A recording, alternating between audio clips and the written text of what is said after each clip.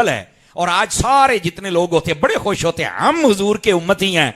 मैंने कहा बेटा 1400 साल बाद आके तू इतना खुश है, तू अफजल है, तो जो साथ लेटे हुए हैं।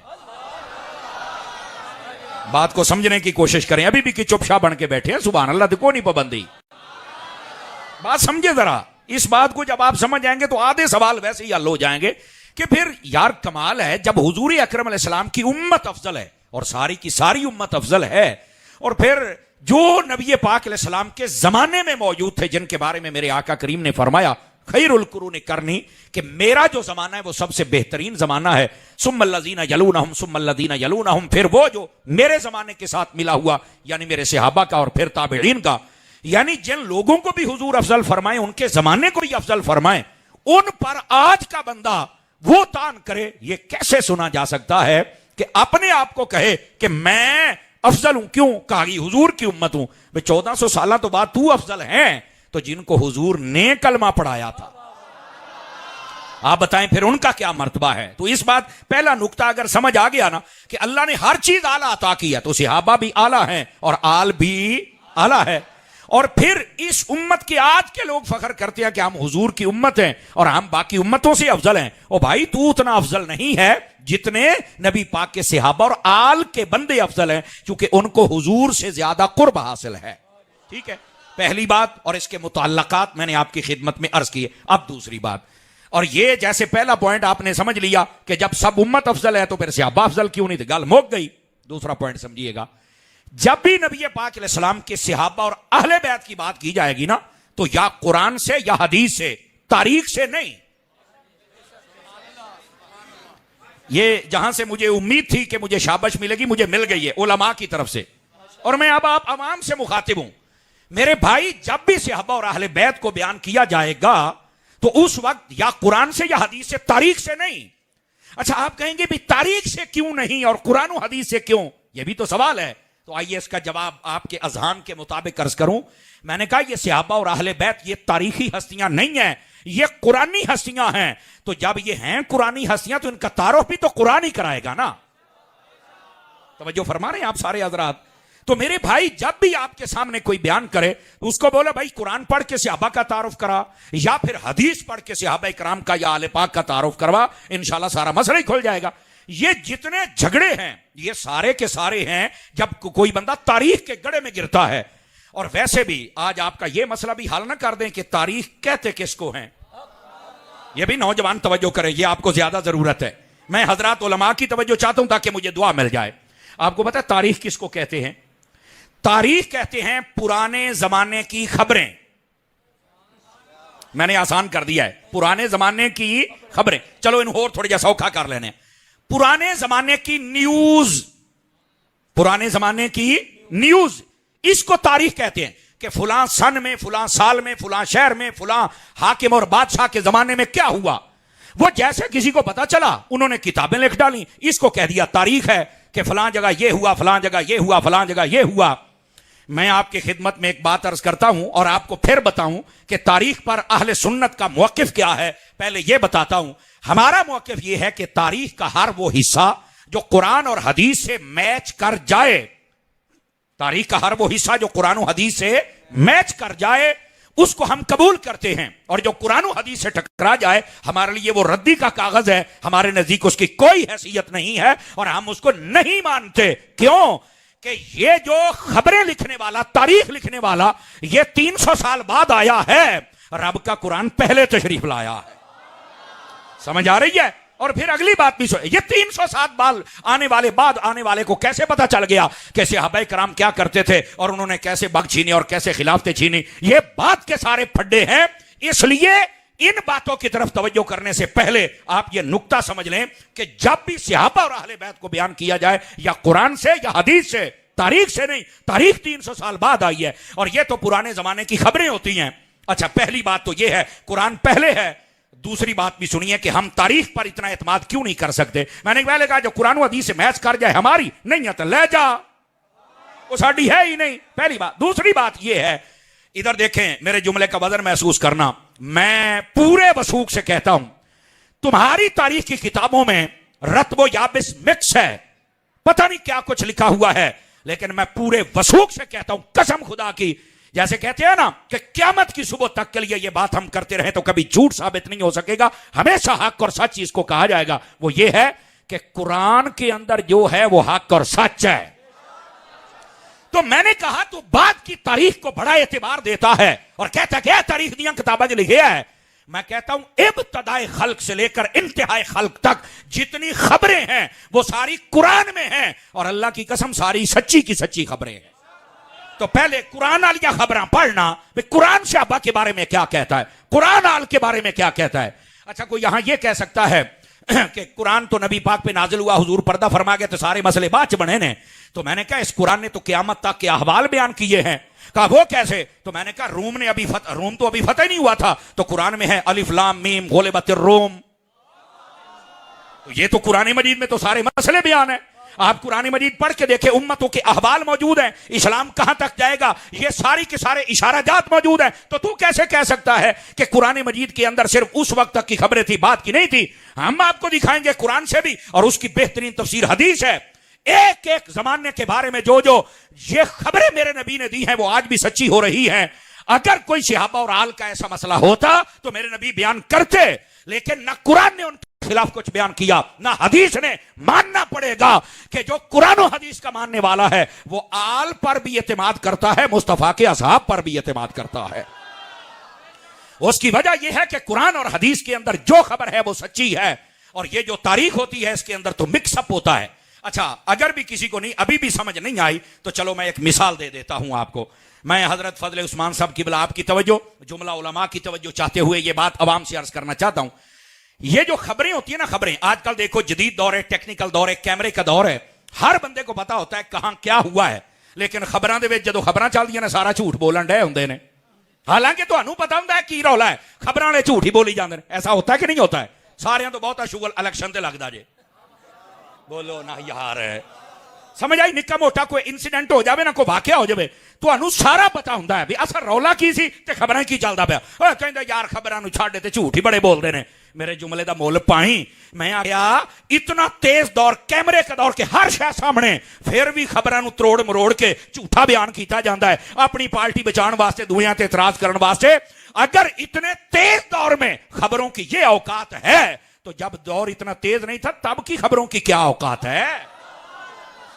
जज़ाकल्लाह। इस वास्ते खबरों पर ज्यादा एतबार न कर, उन बातों पर कर जो रब ने कुरान में बयान की हैं और मेरे मुस्तफा ने अपने फरमान में बयान की है। अब समझ आ रही है? तो इस वास्ते जो तारीख वाले बेली हैं, मैंने कहा आपको ये भी बता दें कि तारीख किसको कहते हैं। पुराने जमाने की खबरों को कहते हैं, और खबरों के अंदर कितना मिक्सअप होता है ये तो आज भी तो अनु पता है। तो फिर एक खबरान जानते हो, कुरान क्यों नहीं जानते हो? अंडरस्टैंड किया आप सारे हजरात ने?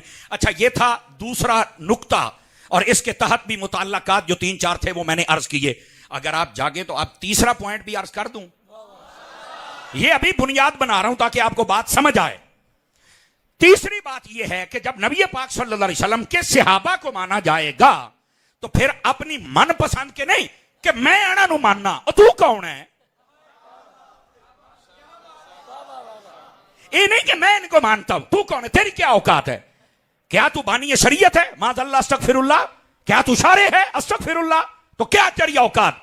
तेरे सामने तो अगर एक सूरत का एक रुकू रखा जाए तो वो नहीं पढ़ सकता, तो तेरी औकात क्या है? तो जो भी ऐसी बात करे ना उसको बोला पुत्र कोड़ी छां थल्ले बन।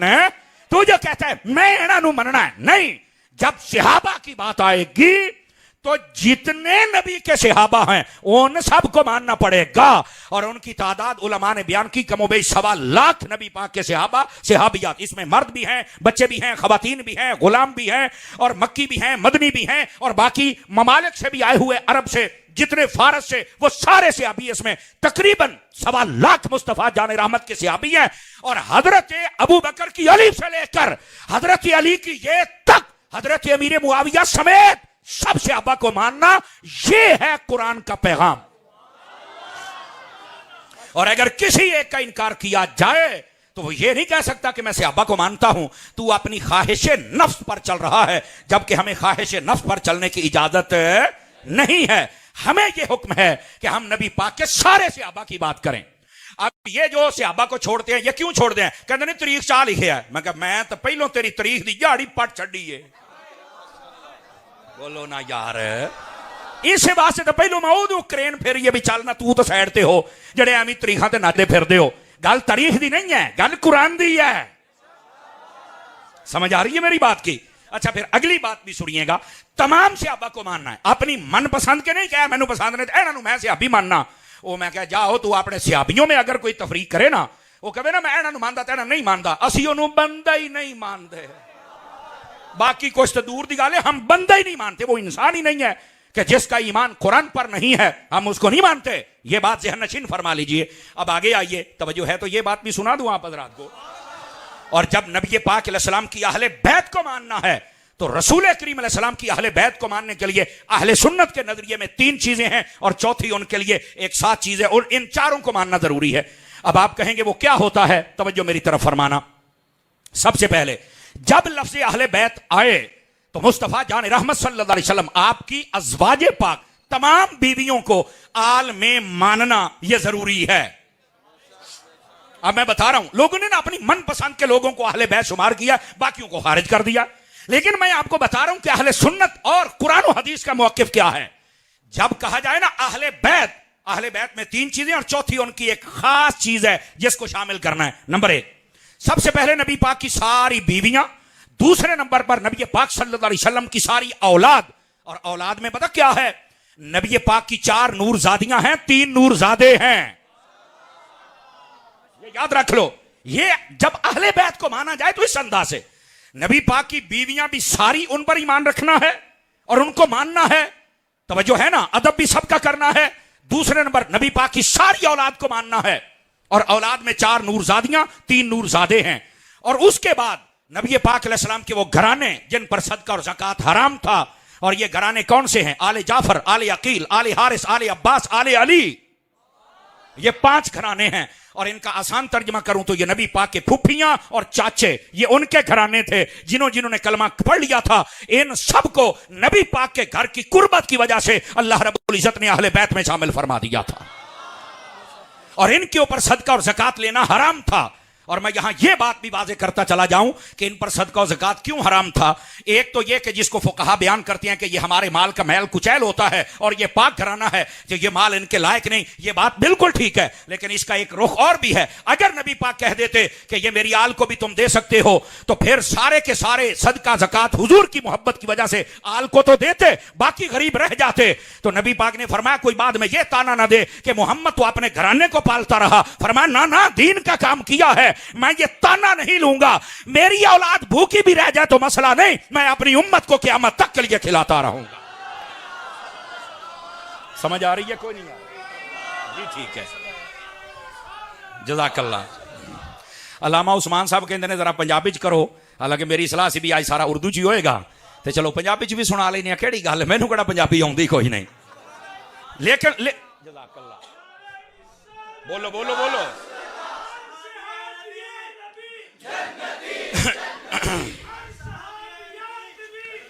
जज़ाकल्लाह। जरा गल समझने की कोशिश करें। आज इधर देखें, इधर देखें। मैं जो आपको बात समझा रहा हूं ना, इस बात को जरा समझिए कि आप हजरात, मेरे अजीज, मेरे दोस्त, मैं बात जो कर रहा हूं इस बात की आपको समझ आई है?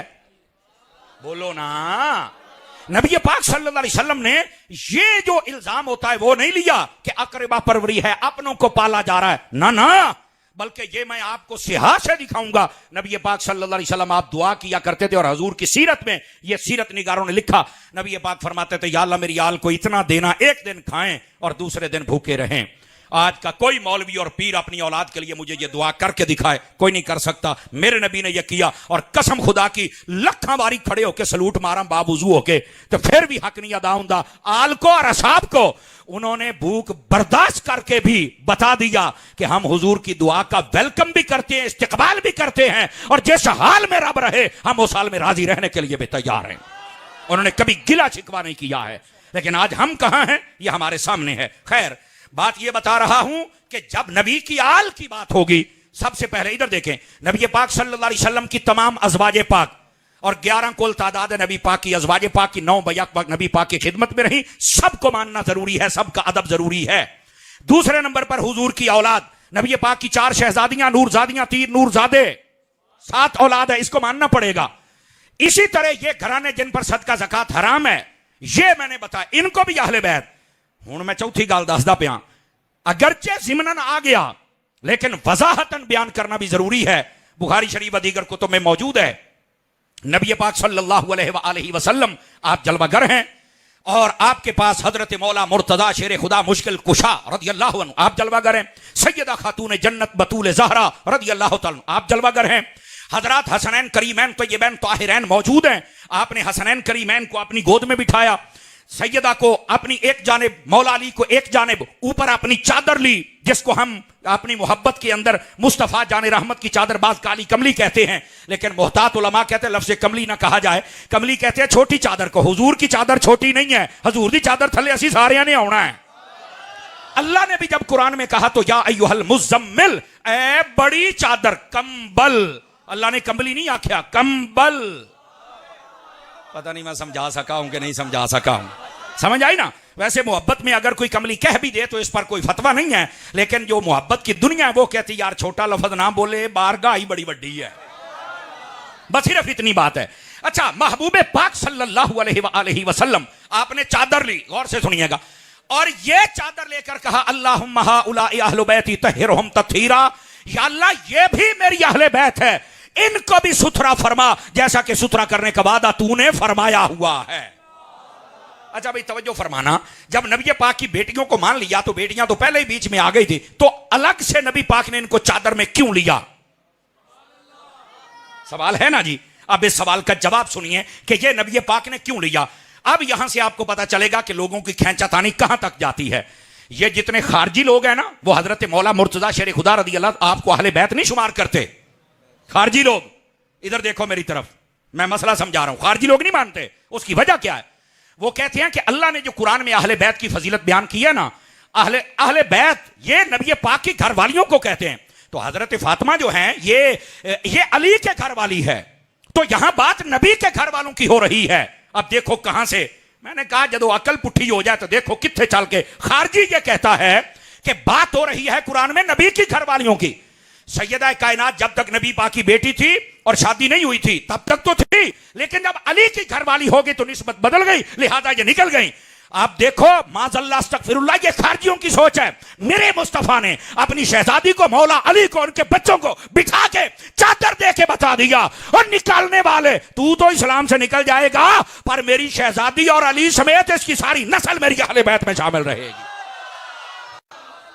आप समझ आ रही है आपको? कोई नहीं आ रही। ये असल वजह थी कि नबी पाक ने चादर ऊपर क्यों ली। और ये भी कई लोगों को आज पता चला होगा कि अच्छा ए वजह सी भाई लोग मानते नहीं थे खारजी कि हजरत सैयदा पाक ये तो अली के घर वाली बन गई हैं, तो लिहाजा इस फजीलत से निकल गई। फरमाया ना, असां सैयदा दा सदका अली नू भी सद लिया ते अली दे बच्चियां नू भी। अंडरस्टैंड फरमा रहे हैं आप सारे हजरात? तो मेरे दोस्त, असल मसला ये है कि जब हम इस तरह के दुरूस कुरान में शिरकत करेंगे तो हमारे अकीदे की सेहत के लिए कलाम होगा, तो ऑटोमेटिक हमें इल्म में भी इजाफा हो जाएगा, हमारा मसला भी हल हो जाएगा। तो ये बतला रहा हूं कि अहले सुन्नत के नजदीक ये 4 चीजें हैं, नबी पाक की अज़वाजे पाक, सारी औलादे पाक, वो घराने जिन पर सदका ज़कात हराम है, और उसके बाद ये 5 तने पाक। लेकिन मुझे ऐसे लोगों की समझ नहीं आती जो 5 तन पाक को तो मान लेते हैं, सिर्फ और सिर्फ 5 तन पाक, कहते हम इनको अहले बैत मानते हैं, बाकियों को हम नहीं मानते। तो मैंने कहा हमारी तो आपसे लड़ाई नहीं है, फिर आप कुरान मानती नहीं तो फिर हम क्या कर सकते हैं। लेकिन मुझे एक बात बताओ, मैंने कहा ये 5 तन पाक में कौन है? कहा हजरत सैयदा पाक, उनके शहजादे और हजरत मौला अली पाक।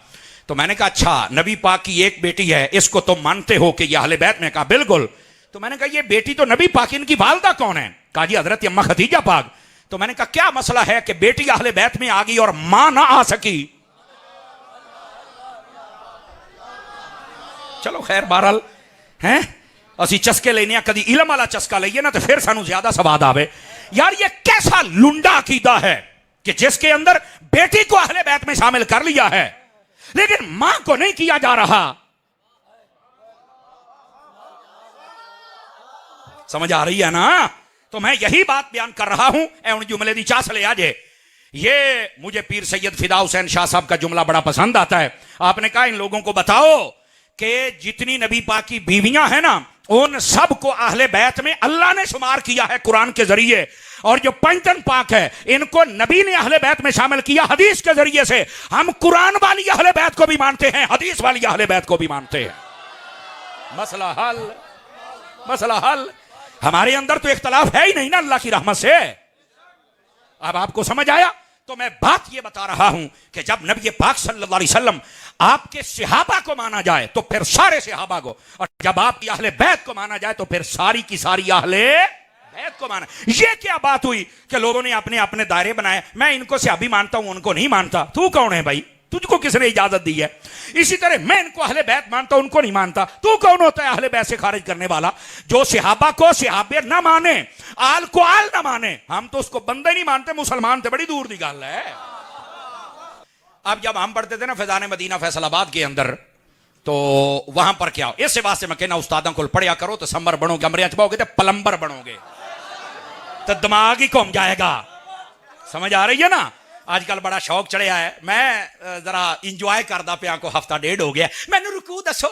ओदे एक चमट ने मैनू मैसेज किया, मैं कहा गल सुनो मेरी, ए दे गल च पटा पा के कढ़ के बाहर ले आओ। मैं कहा सारे दे सामने रकू दी उंगली। मैं कहंदा जी मैं तुहाडी हेल्प करांगा। तू और तैनू तो वेख के उर्दू नहीं बोलनी आउंदी खच्चे, ते तैनू ये नहीं पता तारी जदों आउंदा है सारे हिसाब बराबर करके जांदा है। हाँ ये मैं तेनू दस छड्डा, बक बक ना कर। अगर हिम्मत है किसी चमचे चाटे में उसको बाहर लेके आए, हम उसको कहेंगे यहां से कुरान पढ़े। केड़ी गल हुई जनाब? ओ जी ये हो गया तो वो हो गया, तो मुझे एक रकू बता दें, मैं कमरे में बैठकर रिकॉर्डिंग करके तो सुना दूंगा। रिकॉर्डिंगा नहीं, बारह मैं तेनू दसा उस्ताद दे सामने, पुत्र रकू ते दूर दी गल है। जे तेनू तिन्नी लैना ते तेनू तीन थल्ले ना मारे तो गल हुई ना। इसको उर्दू भी नहीं आती, मैं जिम्मेदारी से कह रहा हूं। आला हजरत के शेर को कहता है इज्जत बाद जिल्लत। मैं क्या शर्म तहया नहीं आउंदे, डब के नहीं मरदा। जिसको बाद जिल्लत का नहीं पता वो भी साडे नाल गल्लां करेगा। और तेरे वर्गे असी बड़े वेखे ने बचिया। और अपने शागिर्दां नूं कहंदा कमेंट लिखो। मैं क्या वाह ओए गंदी औलाद ना मजा ना स्वाद, ऐ ही सिखाई, ऐ ही सिखाई। और ये वही शागिर्द ने जेड़े कहंदे ने साडा उस्ताद इस वक्त दा यजीद है। जदों इमरान खान के हक च नहीं ना बोलिया तो सारे कहते उस्ताद जी तुसी यजीद हो। वो तो कहते मेरे शागिर्द भी बड़े बदतमीज हैं। तो मैं क्या उस्ताद ये बड़ा प्रोफेसर है, ये उन्होंने तो बड़ा बदतमीज है। पुत्र तेरे हिसाब तो मैं सारे बराबर। मैं इंजॉय करदा पिया एदियां चीकां। कहना मैं एक क्लिप बनाया, मैं हुण बनावांगा, मैं फिर बनावांगा। हाय तैनू काम चाहिदा है। मैं क्या तैनू मैं काम नहीं देना। हाँ और अल्लाह दी सुनियो समझो, ਇਹਦਾ मतलब सट तो गई है ना। ये बाकियां दे खिलाफ जो पुत्र जिन्ना असी ਇਹਦਾ नाटका बंद किया है ना।